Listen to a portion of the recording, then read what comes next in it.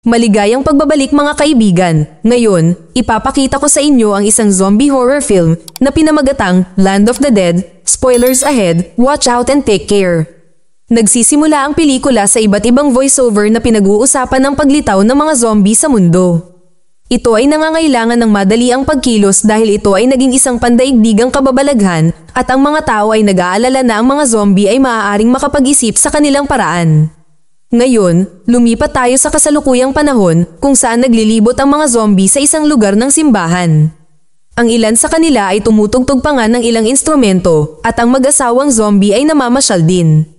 Isang lalaking nagngangalang Riley at ang kanyang kaibigan ay naghahanap ng mga supply at napansin nila ang lahat ng ito. Gaya ng inaasahan, laking gulat nila nang makita ang mga zombie na nagsisikap na kumilos na para bang sila ay nabubuhay na tao. Ang isa sa mga zombie na nagngangalang Big Daddy ay napansin ng mga lalaki at sinenyasan ang mag-asawang zombie na atakihin sila.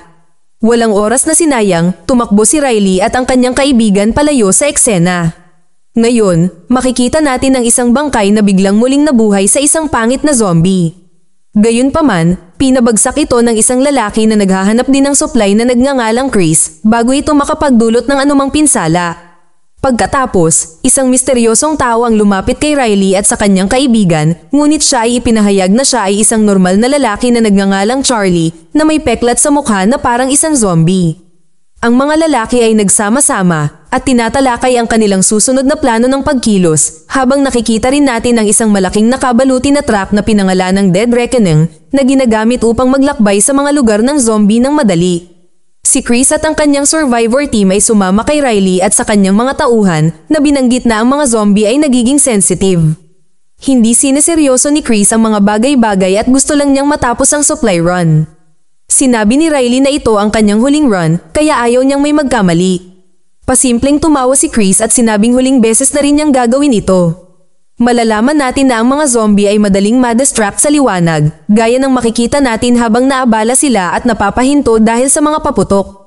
Sinubukan ni Big Daddy na gisingin ang iba pang mga zombie na ito ay isang bitag, ngunit ito ay walang silbi habang ang survivor team ay dumadaan at pinapatay ang lahat ng mga zombie sa kalsada. Nasaksihan ni Big Daddy ang kaguluhan sa kanyang paligid at naging emosyonal pa siya nang makitang wala na ang iba sa kanyang mga kaibigang zombie. Tila ito ay isang madaling misyon, ngunit huminto ang mga paputok at ang mga zombie ay bumalik sa kanilang katinoan. Pinabagsak ni Riley ang isang kalbo na zombie para iligtas si Charlie, at ang Dead Reckoning truck ay nagpakita din upang makipaglaro sa mga zombie sa pamamagitan ng pagbaril sa maraming zombie. Tinawagan ni Riley si Chris at sinabihan siyang bumalik kasama ang kanyang mga kaibigan, ngunit hindi niya ito pinansin dahil gusto niyang makakuha ng alak. Si Chris at ang kanyang mga tauhan ay pumunta sa isang lokal na tindahan at nagimbak ng mga bote ng alak, ngunit si Chris ay inatake ng isang nagtatagong zombie. Isang maikling pakikibaka ang sumunod, ngunit sa kalaunan ay nagawa niyang patumbahin ito nang walang anumang tulong mula sa kanyang mga kaibigan. Ang mga lalaki ay nag-impake at umalis, ngunit ang kaibigan ni Riley ay nakagat ng isang gwardiya na zombie. Hinabol siya ng zombie guard, ngunit dumating si Riley at pinabagsak ito. Gusto rin niyang iligtas ang kanyang kaibigan, ngunit sinabi ni Chris na ang pinakamahusay na gawin ay patumbahin siya bago siya maging zombie. Ayaw ni Riley na gawin ito, ngunit ang kanyang kaibigan ay tinapos ang kanilang argumento sa pamamagitan ng pagbaril sa kanyang sarili upang tapusin ang mga bagay. Naging emosyonal si Riley, kaya tumawag siya sa radyo at sinabing aalis na sila. Ang koponan ay umalis sa lugar ng zombie, ngunit pinamamahalaan ni Big Daddy na nakawin ng isang AK-69 rifle mula sa isa sa mga biker sa proseso. Umungol siya sa koponan habang sila ay umaalis, ngunit nakakuha naman ng baril upang maghanda para sa digmaan. Pagkatapos ay pinamunuan niya ang hukbo ng zombie na maghimagsik laban sa mga tao. Ngayon, sina Riley at Charlie ay patungo sa isang lungsod na tila inabandona. Gayunpaman, mayroong isang gusali sa lungsod na tinatawag na Fiddler's Green. Marangyang tirahan pala ang gusaling ito, kung saan ang mga mayayaman ay nasisiyahan sa kanilang komportableng buhay dahil protektado sila ng mga hangganan.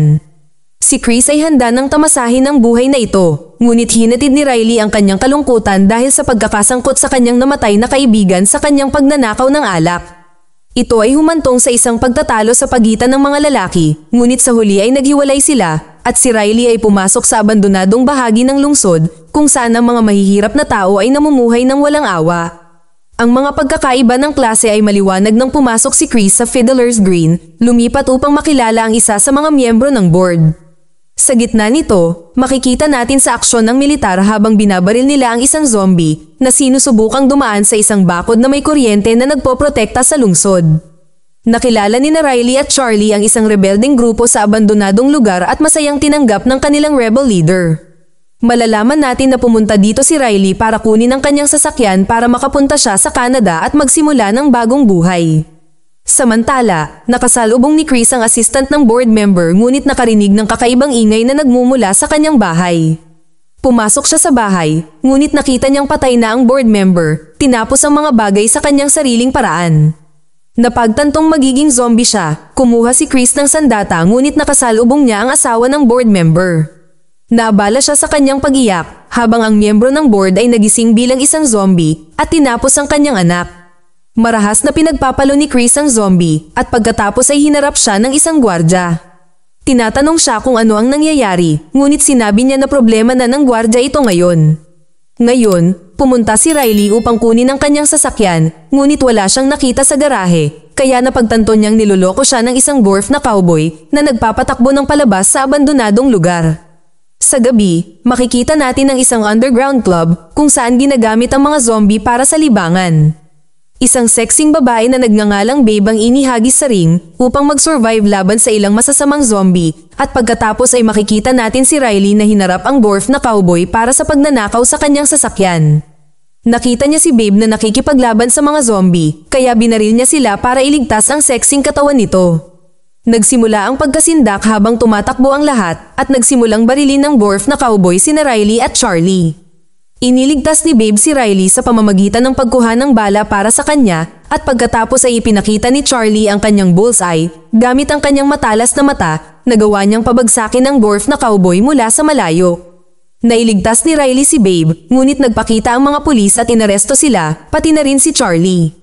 Ang koponan ay nakulong sa loob ng isang selda ng bilangguan at pagkatapos ay ipinaliwanag ni Babe na ang mga ilegal na club na ito ay pinapatakbo ng Big Boss, si Beardy, na kumokontrol sa Fiddler's Green. Pagkatapos, nagsisimula siyang magsalita tungkol sa trahedya na kanyang pinagdaanan, ngunit hindi interesado si Riley na marinig ito dahil ang lahat ay pare-pareho sa panahon ng zombie apocalypse.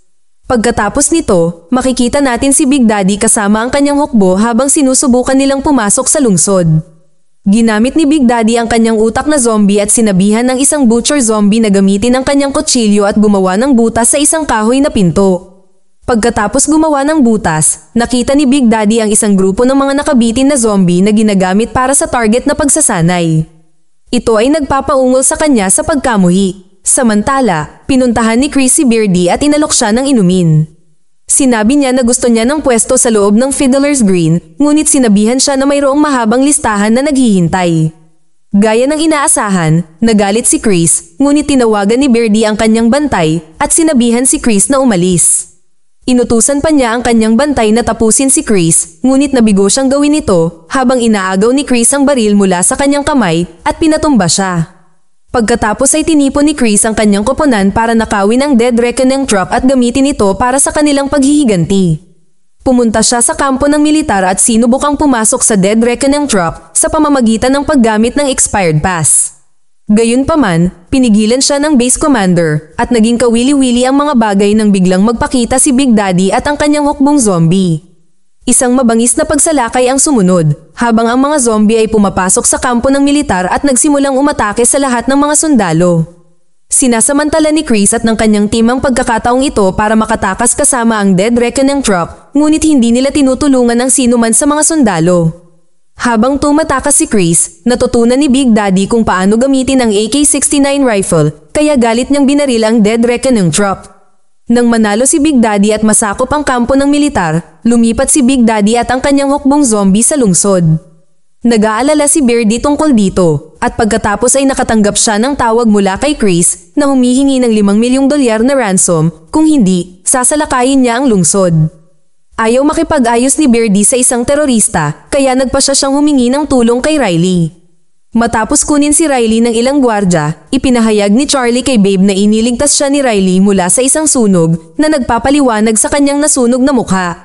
Ngayon, nakilala ni Riley si Beardy na nagsabi sa kanya na kailangan niya ang dead reckoning truck na maibalik sa kanya. Inihayag na si Riley, ang taong nagdisenyo ng truck sa una pa lang. Pagkatapos ng maikling labanan sa Ego, sumang-ayon si Riley sa trabaho at nakipag-ayos na kailangan sumama sa kanya sina Babe at Charlie. Ngayon, ipinadala ni Chris ang isa sa kanyang mga tauhan sa pick-up point para kolektahin ang ransom cash pagdating nito. Sinuri ng Ali Porres ang isang bakanteng pantalan at pinasok ito gamit ang isang skateboard. Pagkatapos nito, humitit siya ng sigarilyo. Bigla siyang natakot nang may biglang gumalaw sa tabi niya, pero isa lang pala itong daga. Ngayon, naghanda sina Riley, Babe at Charlie para sa misyon, ngunit si Charlie ay pinagtatawanan ng mabahong sundalo. Si Riley ay tumayo para kay Charlie at pagkatapos ay nakilala ng koponan ang kanilang pangunahing koponan na binubuo ng isang matabang lalaki na nagngangalang Fatty at isang babaeng sundalo. Ang koponan ay nagpapatuloy at pumasok sa kampo ng militar upang maghanap ng mga nakaligtas.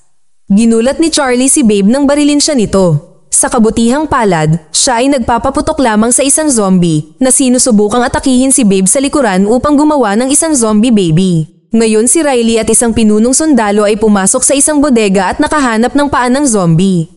Pagkatapos nito, inilipat nila ang kanilang mga flashlight at nakahanap pa ng mga sundalong zombie. Ito ay isang brutal na tanawin, ngunit pinatahimik ni Riley ang pinunong sundalo at ginabayan siya sa pagbaril sa mga zombie ng walang awa. Samantala, binayaran ni Babe ang utang na loob niya kay Charlie sa pamamagitan ng pagbaril sa isang bride na zombie sa likod niya dahil ayaw niyang tapusin ng bride ang kanyang seremonya ng kasal sa kanya. Gayunpaman, ang koponan ay kailangang makatakas dahil ang mga sundalong zombie ay nagsimulang dumating sa kampo ng militar.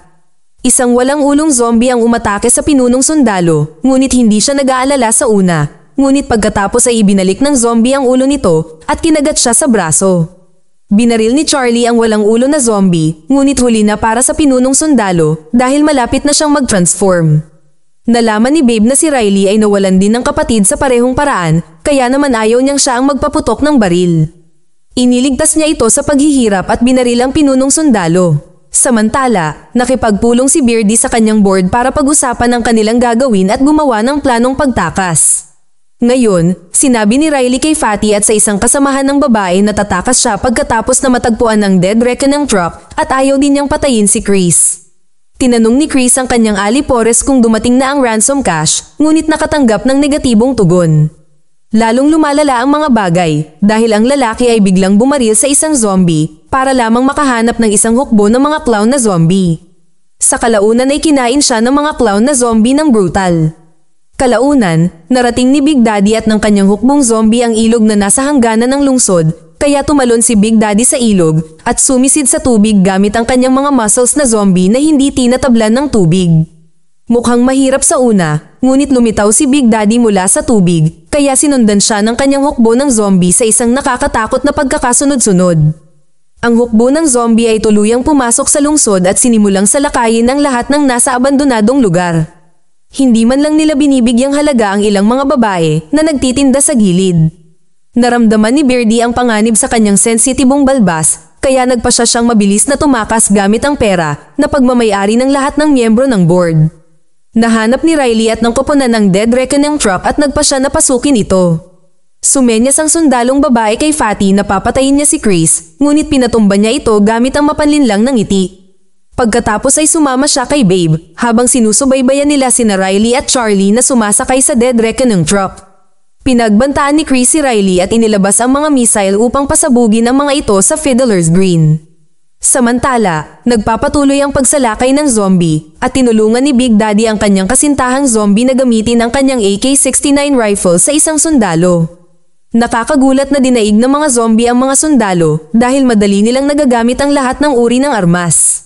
Malapit nang i-launch ni Chris ang mga missile, ngunit nagawang i-disable ni Riley ang mga ito gamit ang isang hacking device na agad niyang sinira. Naasar si Chris sa kanya, kaya pinilit niyang ayusin ito ni Riley. Nagising ang sundalong babae at babarilin na si Chris, ngunit iniligtas ni Riley si Chris mula sa putok ng baril. Biglang may sumulpot na zombie at inatake ang sundalong babae.